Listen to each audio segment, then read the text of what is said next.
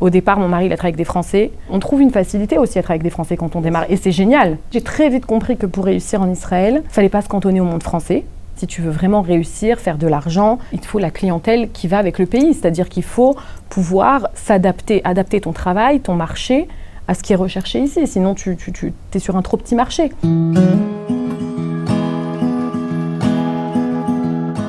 Sarah Atwell, bonjour. Bonjour. On est ravis aujourd'hui de te donner la parole parce qu'on peut dire que tu as un parcours d'Alia très atypique. Tu es informaticienne de formation et tu es arrivée il y a 19 ans, on va dire un peu sur un coup de tête. À l'époque, c'était pas considéré comme un coup de tête. Avec du recul, c'était vraiment n'importe quoi. C'est-à-dire qu'à l'époque, on avait l'impression que c'était une évidence. Mon mari était très sioniste. Moi, j'avais une tante et une grand-mère qui venaient de faire l'Alia un an avant. On s'est mariés, on est venus juste à la fin de nos études, on s'est mariés, on est venus directement. Avec du recul aujourd'hui, évidemment, si c'était à refaire, je me dis, mais même pas en rêve, on aurait pu repartir comme ça en 2 minutes et demie avec quelques valises et sans un shekel sur le compte bancaire, sans prévoir quoi que ce soit, ça n'existe pas. Un coup de folie et puis on était là. Tu es arrivée où ? Alors moi, je suis arrivée directement à Ra'anana. J'ai été embauchée depuis la France. Comme j'étais justement en maîtrise d'informatique appliquée à la gestion d'entreprise, j'étais en alternance et je bossais déjà dans une boîte. J'avais déjà l'expérience professionnelle. J'étais responsable d'un service qualité là-bas. Et en fait, ce qui s'est passé, c'est qu'un jour, j'ai eu un téléphone de quelqu'un qui voulait me rencontrer. Donc sur le moment, encore une fois, je l'ai pris à la légère. 21 ans, je venais de finir mes 5 années d'études. Voilà, et puis on m'a dit, on va se rencontrer. J'ai été au rendez-vous. Et puis en 2 minutes et demie, ça s'est fait. Il m'a proposé un job. Et voilà, la main de Dieu, elle m'a guidée. J'avais déjà le job. Le dossier d'Alia était prêt et ça s'est fait tout seul, quoi. Mais ça n'a pas été facile pour autant. Non, ça n'a pas été facile. On a eu des moments très difficiles. On est arrivés ici, on était tous les deux très jeunes. On sortait à peine de notre diplôme. Moi, j'avais la langue, mon mari, non. Donc il a fait l'Ulpan, donc au départ il ne pouvait pas tout de suite travailler, donc un seul salaire. J'ai vécu dans des sous-sols, j'ai vécu dans des yeridat diour avec du moisi au plafond. Les premières années de vie ont été très très difficiles. Et moi je travaillais très très loin, donc je partais à 7h30 du matin, je rentrais à 21h30. Je gagnais peut-être la moitié de ce que j'aurais dû gagner, mais je n'ai pas réalisé tout ça. Et il y a eu des moments où tu as eu envie de repartir ? Jamais, jamais, dans le sens où pour moi c'était pas envisageable, quoi. C'était, en fait, moi je pars du principe déjà dans ma vie au quotidien, la réussite n'est pas une option. C'est-à-dire que si je prends un chemin, quel que soit le parcours semé d'embûches, j'arriverai au bout. Donc ça, c'est ma philosophie de vie. Mon mari, lui, c'était inadmissible de penser à autre chose. Sa vie, c'était en Israël. Depuis l'âge de 16 ans, il voulait venir en Israël. Il attendait que le mariage pour pouvoir justement réaliser son rêve avec moi. Et donc c'était inenvisageable. Et puis moi, de toute façon, l'envoyer travailler en France, c'était pas une option non plus. Au départ, mon mari, il a travaillé avec des Français. On trouve une facilité aussi à travailler avec des Français quand on démarre. Et c'est génial. Heureusement qu'on a une communauté française qui peut nous épauler. C'était notre alimentaire, quelque part.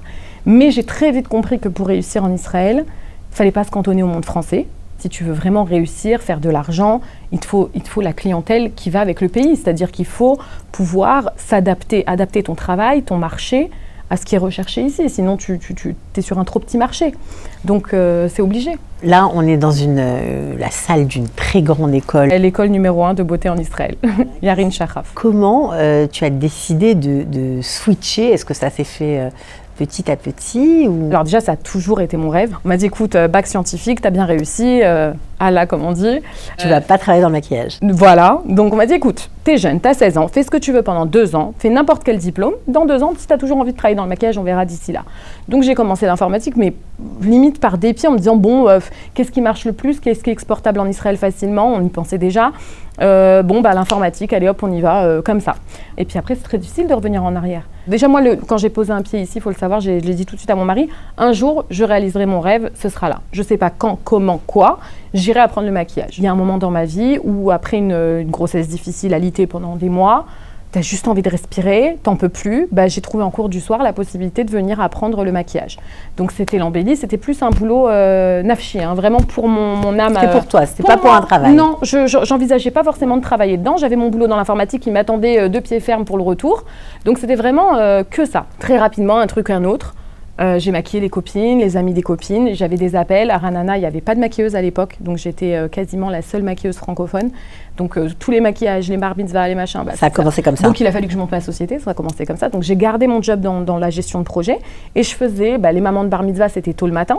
Les bar mitzvahs, soirée ou mariage, c'est souvent en après-midi. Donc, ça calait avec mes horaires. C'était cool. Je trouvais juste une solution pour les enfants quand c'était en après-midi, temporairement pour 1 heure ou 2. Et c'était parfait pour moi, ça arrondissait les fins de mois et c'était canon. Alors comment ça a pris de l'ampleur? J'ai dû moi-même faire les cils. Pour me les faire à moi, j'avais envie pour un événement. Et puis, on m'a bousillé les cils. Je suis rentrée, j'ai perdu mes cils, ça me grattait, c'était une catastrophe. Et ça m'a déçue parce que j'avais un autre événement et je voulais encore remettre des cils. Et je dis, mais où je vais les remettre? Alors, je cherche sur Internet. Mon goût à moi, je ne le retrouvais pas dans les travaux qui étaient faits dans ma région. Un Shabbat comme ça, je suis assise dans mon fauteuil. Une illumination, encore une fois, un signe d'Hachem qui me dit, mais attends, s'il n'y en a pas dans ta région, bah, tu seras la première à le proposer, tout simplement. Je vais le sortir, je vais l'apprendre. Moi, j'ai cherché la formation la plus complète, la plus longue, la plus chère. Et même en apprenant, je me rendais compte très rapidement des limites. J'ai investi mon propre argent pour me dire, c'est pas suffisant, je veux meilleur pour mes clientes, il faut que je teste des nouveaux produits. Et j'ai cherché. Et ne voyant pas arriver le produit qu'il me fallait, j'ai dit, bah, je vais le faire fabriquer. Je sais ce qu'il me faut. Je veux un rendu naturel, je veux des cils légers qui n'endommagent pas le cil. Je veux avoir des pinces qui soient légères, où j'arrive à travailler rapidement parce que je perds trop de temps. À l'époque, je mettais 3h30 sur une cliente, ce qui est encore le cas pour beaucoup. Hein. C'est pas une critique, c'est que moi, j'avais pas cette patience-là. C'était pas possible de mettre 3h30 sur une cliente. Et moi, en tant que cliente, déjà, je n'aurais pas supporté. Donc, il fallait que je trouve une solution. Et donc, j'ai créé ma marque de cils en cachemire, qui sont beaucoup plus rendus naturels. C'est-à-dire la fin du cil est vraiment un rendu plus naturel, presque transparent au bout comme un vrai cil, des épaisseurs très très fines, des pinces très adaptées, etc. Et je me suis fait repérer. Au début, ils me contactaient, j'y ai pas vraiment cru, je croyais que c'était un spam ou une pub pour essayer que je vienne apprendre dans leur école quelque chose d'autre ou je ne sais pas. Et puis, vu l'insistance des messages, j'ai dit finalement peut-être. Je suis venue en rendez-vous et puis ça s'est fait assez rapidement, assez naturellement. J'ai adoré, ils m'ont fait vraiment confiance. Très rapidement, en moins de 3 mois, je suis devenue prof. Et aujourd'hui, je le suis encore. Israël, c'est un pays merveilleux où tu peux très vite réussir, mais tu as aussi beaucoup de personnes qui essayent de te faire tomber. Je me suis renforcée. J'ai pris une carapace, j'ai pris beaucoup de coups. Et je me suis dit, j'arrête de regarder ce qu'on dit sur moi. Je trace ma route. Moi, à partir du moment où je suis rentrée ici, j'ai eu ma photo accrochée sur le mur des profs. J'avais réussi mon rêve de jeune fille. Bon, après, tout ce qui se passe, c'est du bonus. J'ai réussi. Et je pense que c'est aussi un exemple même pour mes enfants. Mes enfants, ils me voient bosser. Là, j'ai appris le maquillage permanent il n'y a pas longtemps. Je rentre le soir de la clinique où je fais les cils. Et j'arrive, il est 21h30, 22h. J'ai mes ados des fois qui sont encore réveillés. Je m'assois, je me pose 2 minutes sur le fauteuil. Je dis, faut que je m'entraîne. Je me relève. Ils me disent, mais maman, t'es KO. Maintenant, tu vas te mettre à faire le maquillage permanent sur le latex et tout. Je dis, ouais, c'est comme ça qu'on réussit, tu verras. En Israël, on a beaucoup de problèmes parce qu'on dépend beaucoup de l'importation de certains produits. Avec la guerre, encore plus, on a galéré parce que les frais de port qui ont augmenté, les transports de certains pays qui ont arrêté parce qu'ils ne sont plus des pays amis avec nous. Et on dépend beaucoup de ces produits-là. On n'a pas nos propres fabrications. J'ai essayé. J'ai fait appel à une Mahabada. J'ai voulu créer mes propres cols, etc. Ça coûte tellement cher que personne ne pourrait se payer ce genre de luxe. Donc on continue à être dépendant de ce genre de production. Donc c'est un milieu très très difficile, il faut en vouloir. Ce qui est dingue, c'est qu'au-delà du fait qu'aujourd'hui tu sois prof dans cette école, tu vas participer au championnat israélien du maquillage permanent. C'est apprendre chez la double championne israélienne, parce que encore une fois je ne fais pas les choses à moitié. J'ai dit si je l'apprends chez la meilleure. Elle a été numéro 3 mondial. J'ai dit c'est elle ou personne. Encore une fois, hein, la guerre, Ashkelon, t'arrives à Ashkelon, tu veux repartir, t'as ton Waze qui parle pas. La route 2 heures aller, 2 heures retour. Évidemment, dehors des heures de boulot, parce que comme d'habitude, quand tu t'investis, il ne faut pas que ça prenne de la parnassa. Des fois, tu entends les booms, tu es en plein milieu de la guerre, mais c'est pas grave, on y va. Et elle m'a vu le premier cours pratique, on va dire, sur mon modèle. Elle voit comment je travaille et puis elle vient me glisser à l'oreille, tu finis ça et tu appelles ma secrétaire, tu t'inscris aux lèvres et au eyeliner. Et je lui dis non, mais moi, t'as pas compris, je fais que les sourcils. Elle me dit je vais t'amener au championnat d'Israël. J'ai encore un peu de temps parce que c'est pas tout de suite, mais c'est sûrement le prochain défi. Tu as parlé beaucoup de la guerre parce que ça nous a tous impactés, évidemment. Énormément. Ça devait être quand même spécial de travailler dans l'univers de la beauté avec toutes les nouvelles terribles qui nous accablaient. Alors, après le 7 octobre, évidemment, personne n'est retourné bosser. Hein. On ne comprenait pas, on s'enfermait chez nous, on avait tous très peur. Hein. Je resitue un petit peu. Premières 24 heures, j'ai passé 24 heures assise sur un fauteuil, sans boire, sans manger, sans dormir, à voir des images terribles. Et en fait, au bout de ces 24 heures, il y a ma fille qui vient me voir en me disant « Maman, je voudrais aller faire les colis pour les Khayalim à tel endroit. » Donc mon mari et moi, on dit tout de suite « Non, non, non, tu ne sors pas de la maison. » 24 heures après, quoi, on ne comprenait pas ce qui se passait. Et j'ai dit « Bah écoute, je ne peux pas l'empêcher. Elle a besoin d'aider. Je vais y aller avec elle. » Et mon mari me dit « Mais où vous allez? Qu'est-ce que vous sortez ?» Je dis « Écoute, je vais y aller avec elle, au moins elle est avec moi, quoi. » Et ça a commencé comme ça. Donc je sors un premier truc, on va faire les colis pour les Khayalim comme tout le monde l'a fait en Israël. Pendant plus d'1 mois, j'ai fermé la clinique et je n'ai fait que aider à trouver du matériel pour les Khayalim. Et la beauté, j'avais complètement laissé tomber et je ne voulais même plus en entendre parler parce que pour moi, c'était tellement matériel. Quel rapport? Et là, je reçois des appels de mamans de Khayalot qui me disent « S'il te plaît, est-ce que tu peux recevoir ma fille? Elle sort de la base jeudi. Elle a tellement pleuré, elle n'a plus de cils. » Une femme enceinte qui m'appelle, qui me dit « Écoute Sarah, je ne fais que pleurer. Je ne suis pas bien, je suis très khardati, j'ai beaucoup d'angoisse. La seule chose qui me ferait plaisir, c'est de venir faire mes cils. » Et là, j'ai dit « Bon, si déjà je dois retourner aux cils, au début j'ai dit mais attends, mais quelle sorte de Khayalot elles envoient sur le terrain qui veulent faire leurs cils, quoi? C'est ça la priorité? Sur le départ, t'as tendance à juger, tu dis attends, c'est ça la priorité, les cils? Puis moi j'étais dans le matériel, tu venais chez moi, t'avais les gilets pare-balles, les trucs, mais quel rapport je vais aller faire des cils? Et au final, j'ai dit bon allez, pour les Khayalot, je vais aller le faire. Pour la femme enceinte, je vais aller le faire. Et là, t'as les Khayalet qui te dit moi j'étais à Eilat, Khela Avir, j'ai pas dormi depuis le 7 octobre et je viens de faire une sieste de 2 heures chez toi. T'as la femme enceinte qui te dit Sarah, ça m'a tellement apaisée, je retourne à la réalité en me voyant comme je me vois d'habitude. Et tu te dis, bon, finalement, peut-être que le côté matériel apporte un apaisement. Et je me rappelle que Yarin, il allumait les lumières au moment où moi je suis arrivée, il préparait une de ses classes. Et je vais le voir, je lui fais un petit câlin, je lui dis, ça va Yarin et tout. Je lui dis, Yarin, comment on va faire pour retourner enseigner? Il m'a dit, Sarah, on ne peut pas les laisser gagner. On est obligé de tenir le coup.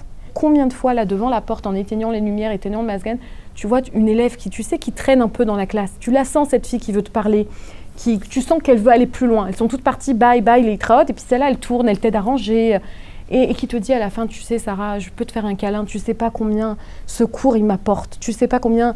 Et t'entends des horreurs, t'entends une qui a vécu ceci au moment de la guerre, t'en as une autre qui a vécu des viols, et combien t'entends d'histoires comme ça et tu te dis, dans les moments où je suis dans ta classe, dans les moments où je me concentre là-dessus, ben, j'oublie le reste. Donc rien que pour ça, ça peut paraître tellement matériel et superficiel. À côté de ça, c'est super beau, donc tu continues. Voilà. Comment c'était d'élever des enfants ici? Est-ce que c'était pas c'était un challenge compliqué? Cathy, ça allait encore. J'ai 4 enfants. C'est un défi. Bon, moi, tu l'as compris, je suis très sous contrôle. Je suis très derrière mes enfants. J'essaye de prendre un peu plus de recul ces derniers temps, parce que quand on a des ados, il faut apprendre à prendre du recul. On n'a pas le choix, par la force des choses, on l'apprend. Néanmoins, je suis une maman très présente. Je sais à chaque moment ce que font mes enfants, où ils en sont à l'école, quels sont les cours actuels, quelles sont les matières, les jours des contrôles. Je suis vraiment derrière mes enfants H24. Et c'est ce qui fait que, d'abord, je peux continuer à les accompagner malgré mon job. Et ils ressentent ma présence, même quand je ne suis pas là. C'est toujours un bonheur de les voir grandir ici. C'est un grand défi. Il ne faut pas les perdre au passage. Voilà, c'est tout ce que je dis. C'est-à-dire que c'est très facile de les voir s'épanouir de manière merveilleuse en Israël parce qu'on a des facilités qu'on n'a pas en France. L'épanouissement personnel, on le ressent différemment. Ils sont beaucoup plus adultes, nos enfants, avec ce qu'ils ont vécu aujourd'hui, avec la guerre, avec même la perception du monde israélien, plein de communautés différentes, plein de choses qui font que nos enfants aujourd'hui, pour un enfant du même âge en France et un enfant du même âge en Israël, c'est pas du tout pareil. Et je suis super satisfaite déjà. Ils sont plus mûrs? Ils sont plus mûrs. Je pense que, c'est terrible à dire, mais ils ont plus souffert, quelque part. Et le fait sans s'en rendre compte, parce que eux, c'est leur quotidien. Mais nous, par exemple, moi, quand j'ai vu cette guerre arriver, et que j'ai dû asseoir mes enfants, un samedi soir, après ce qui s'est passé le 7 octobre, et leur dire, mes enfants, vous déconnectez des réseaux. Vous ne regardez pas ce qu'on vous envoie par WhatsApp. On est en guerre. Demain, ce qui se passe aujourd'hui, vous le verrez dans les livres d'école de vos enfants. Ça, c'est dur. C'est très dur. Mais ça les a fait grandir. Et aujourd'hui, quand un enfant vient te voir parce que son moré est décédé en Milouim, va rattraper ton enfant. Va rattraper ton enfant, lui expliquer que la vie, c'est pas que ça. C'est très, très dur. Mais à côté de ça, je pars du principe, comme dans tous les métiers qu'on apprend, comme dans tout le parcours de vie, que malheureusement, avec la Emouna, avec le fait qu'on sache qu'on a quelqu'un au-dessus de nos têtes qui fait les choses pour une raison particulière, qui n'est pas à notre niveau. Aujourd'hui, on ne comprend pas ce que va nous apporter cette guerre demain, mais qu'on est persuadé que c'est calculé d'en haut. Et on essaye de garder cette Emouna pour construire nos enfants, pour les guider. On prie tous les jours qu'ils restent dans le droit chemin, qu'ils ne s'écartent pas malgré la difficulté du pays. On les prépare à aller défendre le pays. On les prépare à l'armée. À l'armée. Ma fille est déjà en train de servir son pays. C'est déjà une grande fierté. Mais quand j'ai reçu le Tsav-Rishon de mon fils il y a quelques mois, c'est encore autre chose. Et à côté de ça, paradoxalement, je suis super contente qu'il soit déjà là. Vous imaginez comme c'est dur pour ceux qui sont encore en France maintenant de tout recommencer à zéro, puisque de toute façon, ils ne pourront pas rester en France. Ah, en France ou ailleurs. Hein. Vous avez vu comme le monde nous déteste, vous avez vu ce qui se passe partout. On est en sécurité nulle part. Nous, mine de rien, nos enfants, aujourd'hui, se baladent dans la rue avec leur téléphone à la main, il leur arrive rien. Essayez de voir quelqu'un qui agresse un enfant dans la rue. Il se fait défoncer par 50 Israéliens qui lui tombent dessus. Alors oui, il y a des horreurs aussi, hein, je dis pas, il y a plein de catastrophes en Israël aussi. Mais dans la majorité, la solidarité, l'amour qu'on donne aux enfants, je vois l'amour des professeurs envers les élèves, je vois l'amour des autres mamans d'école envers nos enfants. Même dans un magasin entre un adulte et un enfant qui va vouloir, l'enfant qui va vouloir aider l'adulte. En France, ça n'existe pas, on peut pas, on a peur de tout. On a peur de tout, on ne peut même pas communiquer. Et cet échange-là, c'est une richesse pour nos enfants. Quand je reçois un message d'une prof qui n'a aucun intérêt, zéro, à t'envoyer ce genre de message, encore il y a quelques jours. Bonjour, juste pour te dire que ta fille est extraordinaire, que je l'aime énormément. Je ne te connais pas, mais je vois son éducation à travers ta fille. Bon, bah, tu te dis, ok, c'est bon, quoi. Ça fait trop plaisir déjà, d'être fière de sa fille, mais de voir l'amour de cette prof qui franchement, elle n'est pas obligée, sur ses heures d'après-midi, d'envoyer un message à une maman qui n'a rien demandé pour lui dire, j'aime beaucoup ta fille. C'est génial. Celles qui vont t'écouter, qui pensent à l'Aliyah et qui se disent mon métier n'est pas tellement exportable. C'est une option parce qu'au départ, la langue n'est pas un barrage. Aujourd'hui, quand tu t'assois pour faire des cils, à moins il faut savoir la base, 2-3 minutes, savoir comment comprendre. Non, et puis même comprendre ce qu'attend la cliente et lui expliquer ce que toi tu veux lui faire. Bon, ça c'est important, mais après les termes techniques, on les apprend rapidement. Après, elle s'allonge, elle peut dormir. Toi, tu parles pas, tu t'en fous. Dans le monde de la beauté, et ça peut être l'inverse, ça peut être une cliente super bavarde qui te raconte sa vie et tu apprends la langue sur le terrain. Alors avec ce parcours si riche dont tu viens de nous parler, comment tu résumerais tout ça? Dans la vie, on a tous des opportunités qui arrivent à nous. C'est comme un train qui passe, on a des opportunités qui arrivent, et à nous de savoir voir le signe que nous envoie Hachem au moment où il arrive, en nous disant c'est bon, je le chope. Donc si tu es prêt, et que Dieu il te l'envoie, et que toi tu donnes ta part des choses et que tu te mets à fond, c'est bon. C'est sans regret, l'Aliyah? Aucun regret. Mais je me verrai nulle part ailleurs. Mais je pars même pas à France ou ailleurs. Et pourtant, il y a des moments encore très difficiles. Hein. C'est pas, je roule pas sur l'or, je suis même pas propriétaire de mon appartement. Sans regret malgré tout? Zéro regret. Zéro regret.